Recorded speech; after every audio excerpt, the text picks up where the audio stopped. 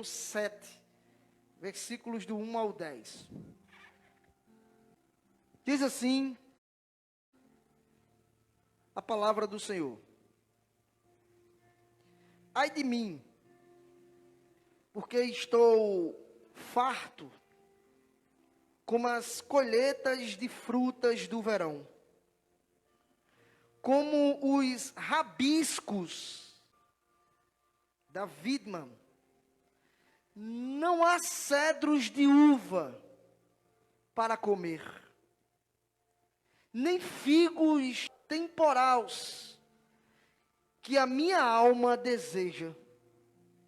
Já pereceu da terra o homem piedoso, e não há entre os homens um que seja justo. Todos armam ciladas para sangue. Cada um caça a seu irmão com a rede. As suas mãos fazem diligentemente o mal. Assim demanda o príncipe e o juiz. Julga pela recompensa, e o grande fala da corrupção da sua alma. E assim todos eles tecem o mal. O melhor deles é como um espinho. O mais reto é pior do que sebe de espinhos. Veio o dia dos teus vigias, veio o dia da tua punição. Agora será a sua confusão? Não creiais no amigo, nem confie no vosso guia, daquele que repousa no teu seio. Guarda as portas da tua boca, porque o filho despreza ao pai, e a filha se levanta contra a sua mãe, e a nora contra sua sogra. Os inimigos dos homens são os da sua própria casa. Eu, porém, olharei para o Senhor, esperarei no Deus da minha salvação. Ó meu Deus, me ouvirá. Ó inimiga minha, não te alegras a meu respeito?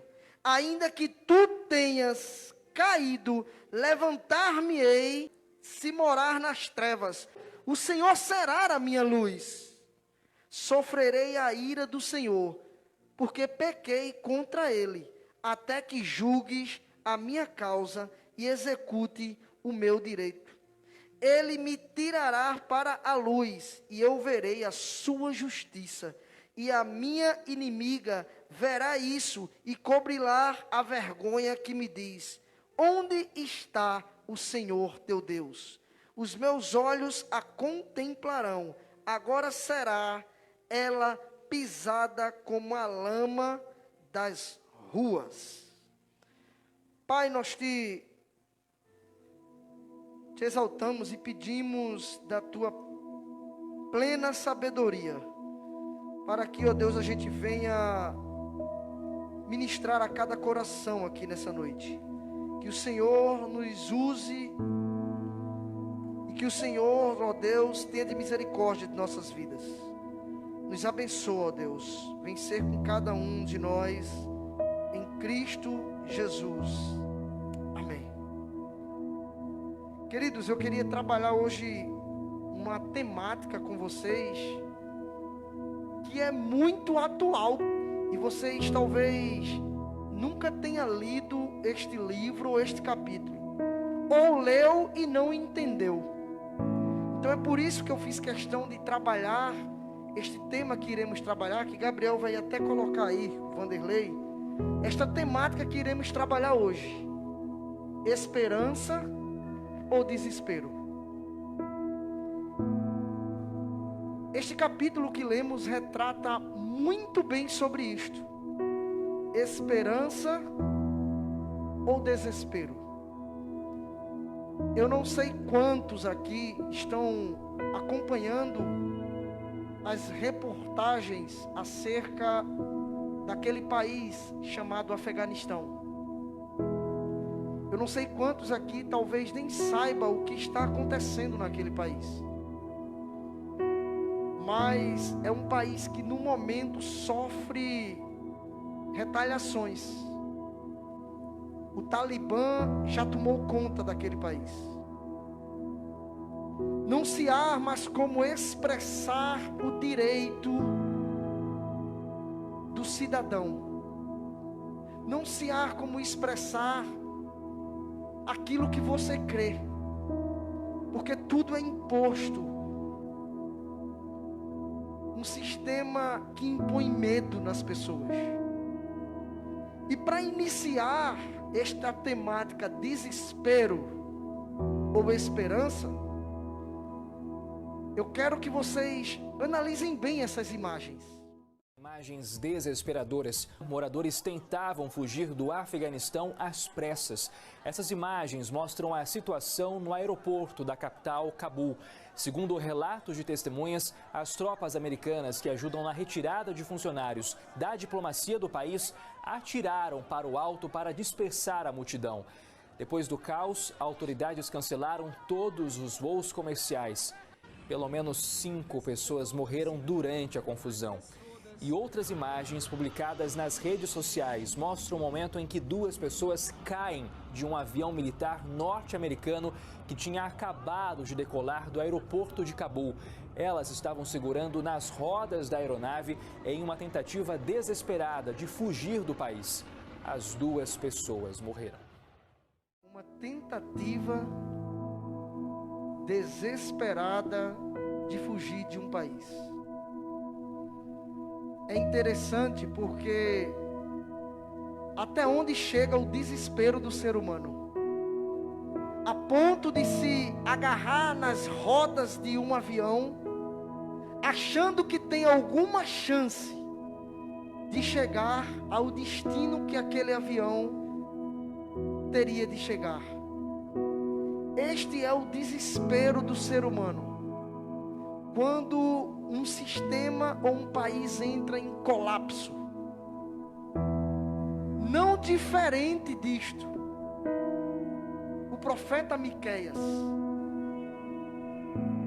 já relatava tudo isso e muito mais há muitos anos atrás. Quando ele olhava para a cidade de Jerusalém e o povo de Judá, que estava pronto a perecer, e no final das suas profecias, ele inicia o versículo dizendo: ai de mim. Este ai é um ai de angústia, de pavor, porque ele começa a olhar a situação que cercava o povo de Judá.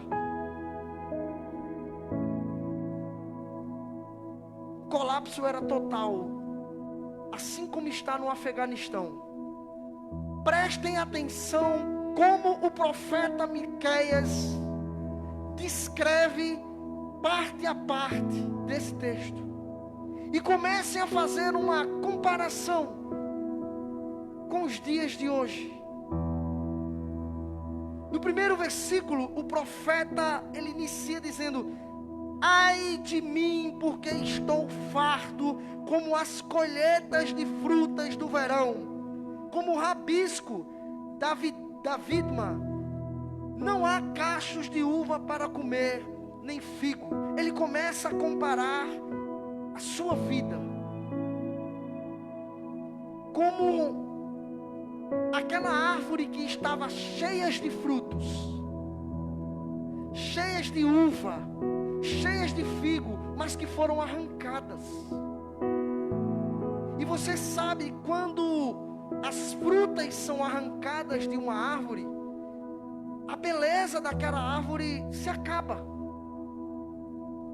E ele começa a comparar e dizer: eu não tenho nenhuma fruta sequer para chupar uma uva ou comer deste figo. Não restou nada. O cenário era desesperador, assim como essas imagens que vocês acabaram de ver. de pessoas que se agarram a uma roda de avião para tentar fugir daquele lugar. Não muito diferente, pessoas também tentam fugir dos seus problemas, das suas angústias, dos seus dilemas, das suas preocupações, da rotina do dia a dia. Tentam fugir desesperadamente de um caos. O profeta Miqueias começa a enxergar e dizer: não restou mais nada. Ai de mim. Ai de mim, Senhor, porque eu me comparo com esses frutos.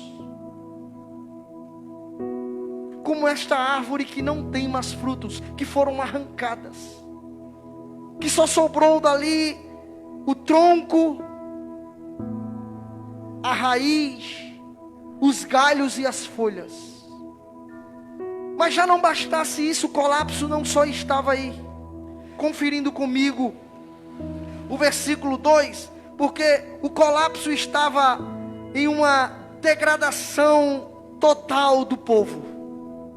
Olha o que diz o versículo 2: já pereceu da terra o homem piedoso,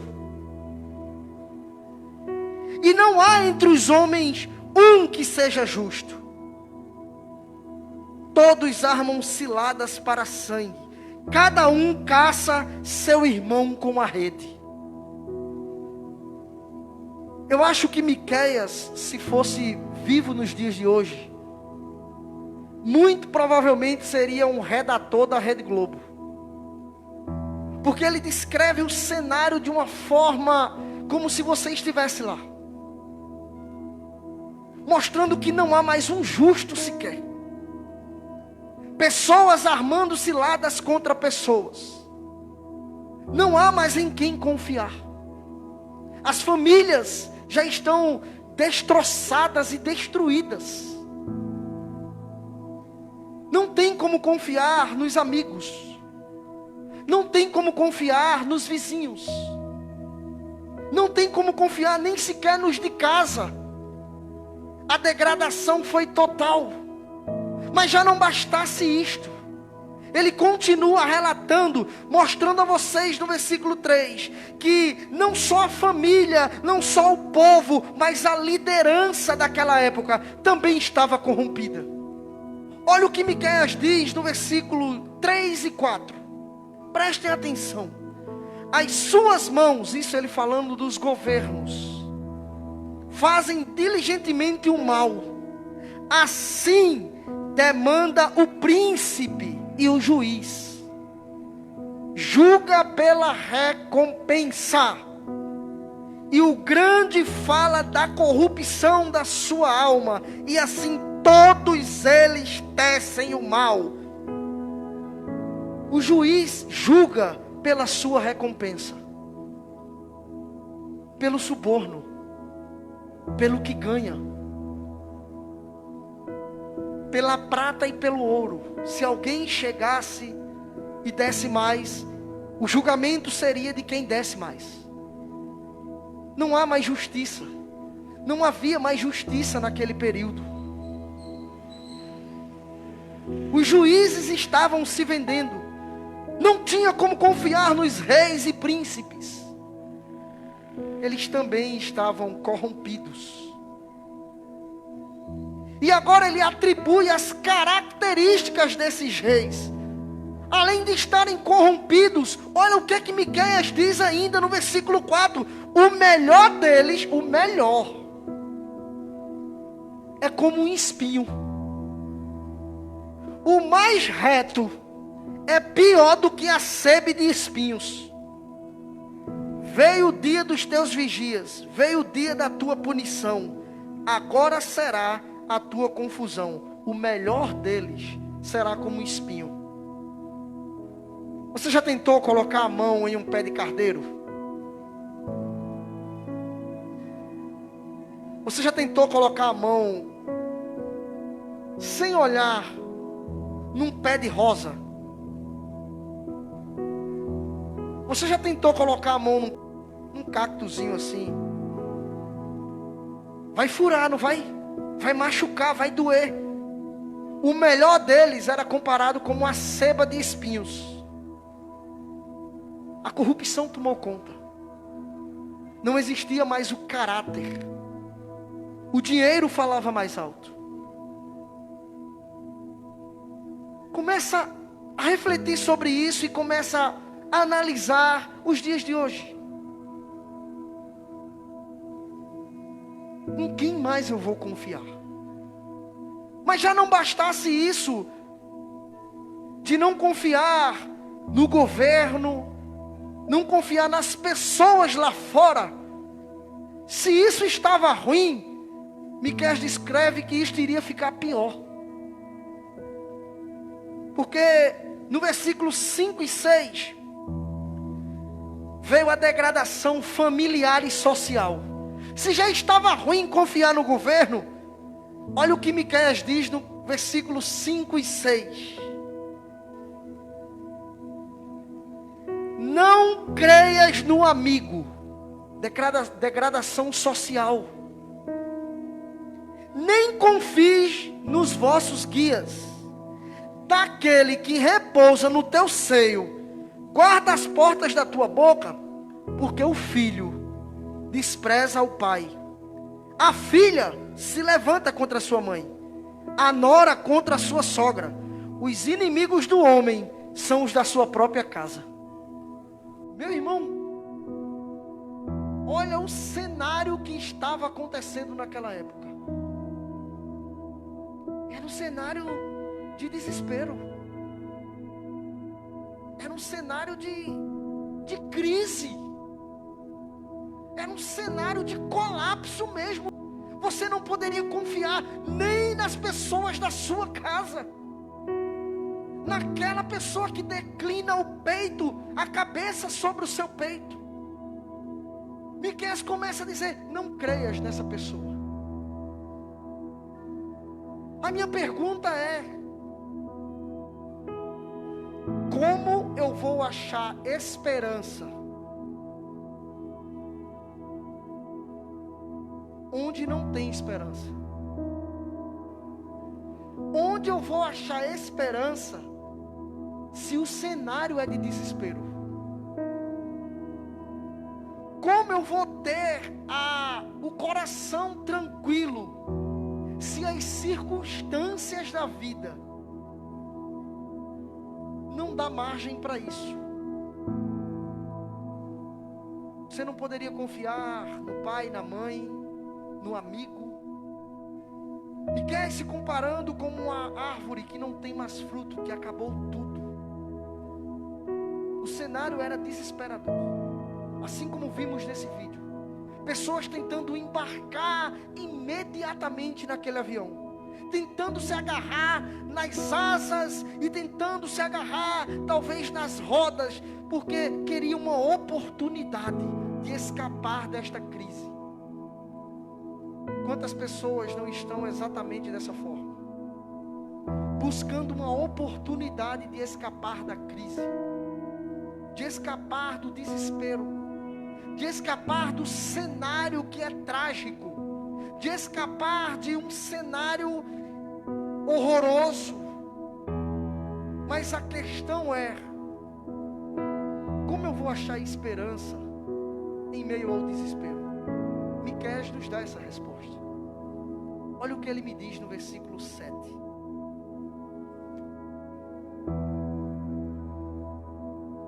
Eu, porém, olharei para o Senhor, esperarei no Deus da minha salvação.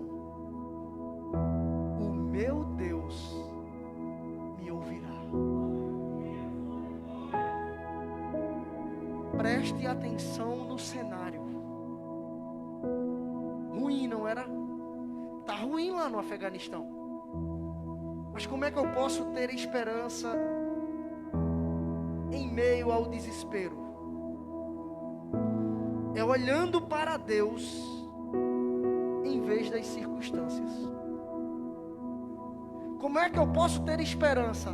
é fixando os meus olhos em Deus, em vez de fixar meus olhos na circunstância. A partir do momento que você foca o seu olhar na crise,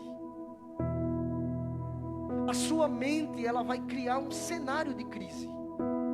E a sua mente vai dizer para você: olha, aqui cheira a morte, não tem mais jeito. Pastor, e a mente, ela está errada em mandar essa informação? Não. E a sua mente vai mandar essa informação dizendo: aqui está tudo acabado. Mas preste atenção o que é que Miqueias resolve fazer. Ele desvia o seu olhar do cenário e começa a dizer: eu vou continuar olhando para o Senhor. Porque se eu fixar os meus olhos nele, aí sim eu vou ter uma esperança que dias melhores poderão vir.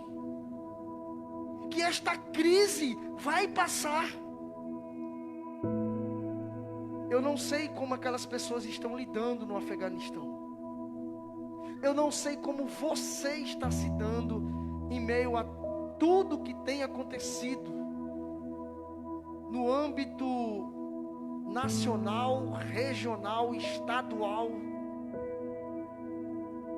Mas eu sei que tem muitas pessoas ficando doentes. Pessoas que eram sadias psicologicamente estão agora doentes, porque fixaram o seu olhar nas reportagens, nas mídias, nas televisões, nos rádios, na imprensa, nos jornais. Mas quando você fixar o seu olhar na palavra do Senhor, quando você desviar o seu olhar para este cenário e começar a olhar para Deus, pode ter certeza daquilo que o profeta Miqueias falou. Eu tenho convicção que Deus me ouvirá. Como é que eu posso ter esperança em meio ao desespero? Então, em primeiro lugar, tirando o meu foco do cenário e colocando o meu foco no Senhor, olhando para Ele, sabendo que é Ele, é somente Ele quem pode de fato suprir as nossas necessidades, sabendo que é Ele que nos dá esperança, sabendo que é Ele quem nos dá vida eterna. Em segundo lugar, como eu posso ter esperança em meio ao desespero? Esperando na justiça de Deus. Observa comigo o versículo 9. E veja o que é que o versículo 9 nos diz. Sofrerei a ira do Senhor, porque pequei contra Ele, até que julgue a minha causa e execute o meu direito. Ele me tirará para a luz, e eu verei a sua justiça. O profeta começa reconhecendo o seu erro. Eu pequei contra Deus. E essa é a primeira coisa que o cristão deve reconhecer. É os seus erros, as suas falhas, os seus pecados. Miqueias começa dizendo: eu pequei. E porque eu pequei, eu mereço isto. E aqui a gente abre um parêntese para alertar você de que com o pecado não se brinca. Porque quando pecamos, abrimos uma janela, uma porta muito grande, para que futuramente as consequências elas possam vir sobre nossas vidas. E não pense que Deus vai livrar você das consequências, não. Porque Deus não é conivente com o pecado. Eu já cansei de dizer aqui muitas vezes daquelas pessoas que quando praticam o mal, ou praticam talvez um pecado, e que talvez saia dali de um lugar indevido, que esteja adulterando, saindo talvez de um motel, achando que está tudo bem, deu tudo certo, ela sai feliz da vida e ainda diz: graças a Deus, deu tudo certo. Como se Deus tivesse aprovado aquele ato, como se Deus fosse convivente com aquele erro. Deus não é convivente com o pecado. Miqueias aqui não dá graças a Deus pelo seu pecado. Ele reconhece o seu pecado e diz: eu pequei contra o Senhor. Eu mereço isto. Mas olha a convicção dele, meus irmãos. Ele reconhece, ele diz: eu mereço isso. Mas olha o que é que ele diz. No versículo ainda 9. Até que julgue a minha causa e execute o meu direito, eu tenho certeza que ele me tirará para a luz. E a partir daí, eu verei a sua justiça. Ele reconhece: Deus, eu estou errado. Eu pequei diante do Senhor. Mas mesmo assim, eu tenho convicção de que o Senhor vai me dar uma oportunidade de me tirar, de me transportar do reino das trevas para o reino da luz. E a partir deste momento, a sua justiça será aplicada. O cenário é de crise. Não deixou de ser. Mas se há uma coisa que Miqueias não deixou morrer em meio a esse cenário, foi a esperança dele. E isto é uma coisa que já morreu em muita gente. Isto é uma coisa que nem existe mais em muitas pessoas. Pessoas que não acreditam mais. Pessoas que acham que está acabado, que não há mais solução, não há mais jeito. Olha, eu já tentei de diversas formas, acabou. Acabou as opções para você. Acabou em seu modo de ver e em seu modo de visualizar todos os seus recursos. Mas o que essa pessoa se esquece é que não existem recursos e opções para Deus. O que existe é solução. E Ele chega com providência. Quando você menos espera, a porta se abre.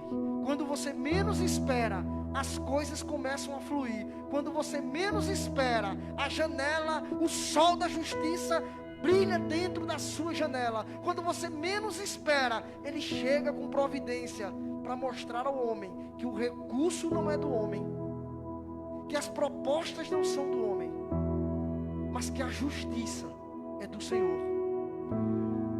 É assim. Desespero e esperança, o que eu devo ter. Mas não encerra por aí. Como é que eu posso ter esperança em meio ao desespero? Em terceiro lugar, deixando Deus julgar os meus inimigos. Olha o que ele diz no versículo 10. E a minha inimiga verá isso, e cobrindo-la a vergonha, que me diz: onde está o Senhor teu Deus? Os meus olhos a contemplarão. Agora será ela pisada como a lama das ruas. Meu irmão, que algo forte que Miqueias diz.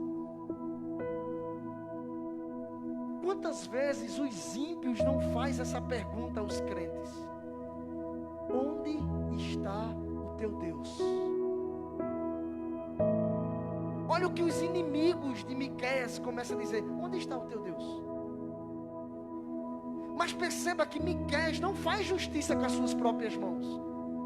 Ele não chega e diz assim: vou agora mostrar que eu sou super crente, vou orar e fazer como João, cai fogo do céu, Deus, acaba com todo mundo.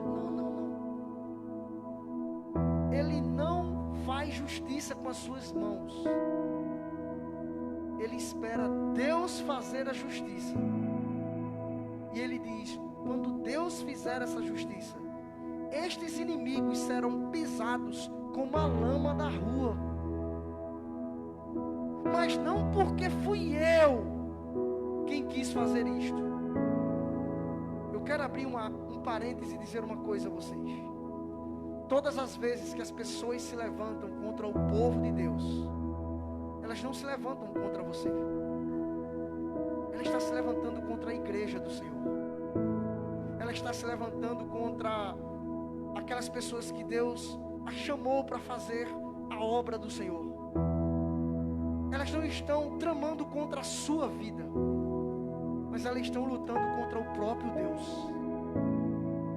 E não tem como vencer, meus irmãos. É impossível.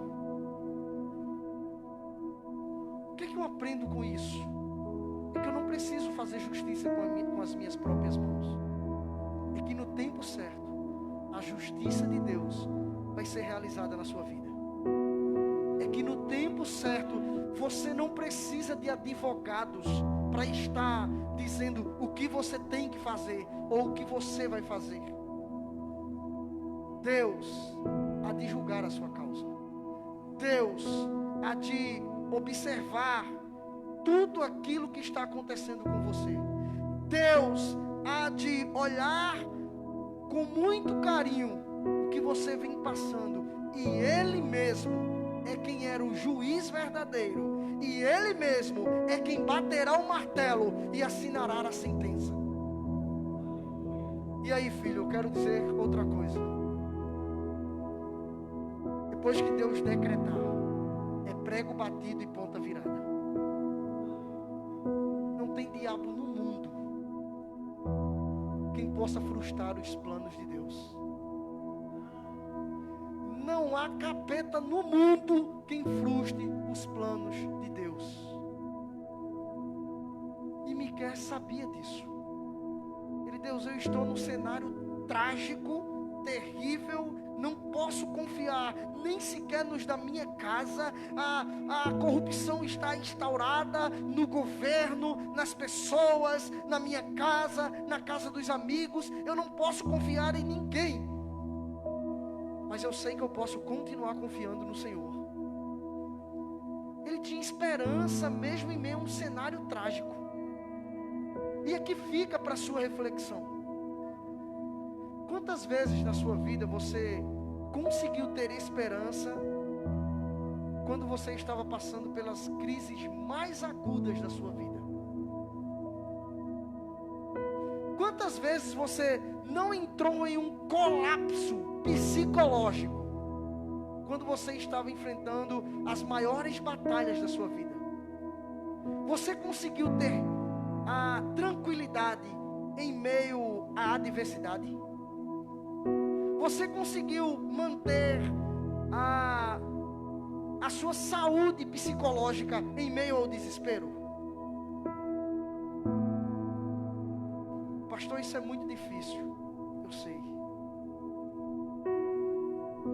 Mas esse é o segredo da vitória. É saber que mesmo em meio às crises mais agudas da nossa vida,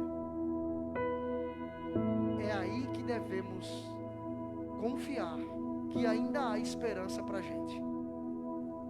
Porque há um ditado popular que diz que a esperança é a última que morre. Mas eu quero dizer que essa esperança, ela nunca morreu. Tentaram até matar ela, mas no terceiro dia ela provou que mesmo em meio à morte ainda há vida. Mesmo em meio a um túmulo fechado de 4 dias, aonde você diz: pronto, aqui acabou, aqui eu não tenho mais como ver esperança, aqui já está, é ponto final. Foi nesse cenário que Jesus mostrou que ainda havia esperança, quando ele disse: Lázaro, vem para fora. Então, se dentro de um cenário trágico ninguém tinha mais esperança, Jesus chegou e trouxe, imagine numa crise pequenina que passamos. O que é esta crise para o Senhor? O que é que você está vivendo para Deus? O segredo está em confiar, queridos. O segredo está em você parar de olhar para o gigante e olhar para Deus. O servo de Eliseu, Geazi, ele se acorda de manhã e vê o exército cercando a casa de Eliseu. O exército assírico muito grande, muito poderoso. Ele abre a porta e diz: pronto, agora acabou. E ele desesperadamente chega e diz: Senhor, vem cá. Olha, tem um exército enorme aí. Ele cercou a nossa casa. Se a gente sair pela frente, ele pega. Se a gente sair por trás, ele pega. Se eu pular a janela lateral, ele pega. Se eu pular da direita, ele pega. É ponto final. Eliseu disse: Geazi, você não está entendendo, Geazi. Você não está entendendo. Espera um minutinho aí, Geazi. Aí Eliseu ora a Deus, diz: Deus, por favor, abre os olhos dessa criatura. Agora, eu só te peço isso, Senhor, abre os olhos dele. Aí, daqui a pouco, quando ele se levanta, diz: ô Geazi, abre a janela e dá uma olhadinha. Não, Senhor, o exército, abre lá a janela, dá uma olhadinha.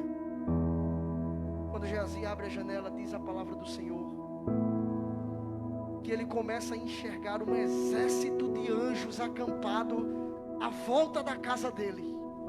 Um exército enorme de anjos acampados. E aí Geazi diz assim: Senhor, agora eu entendo que grande é o que está conosco do que os que estão com eles.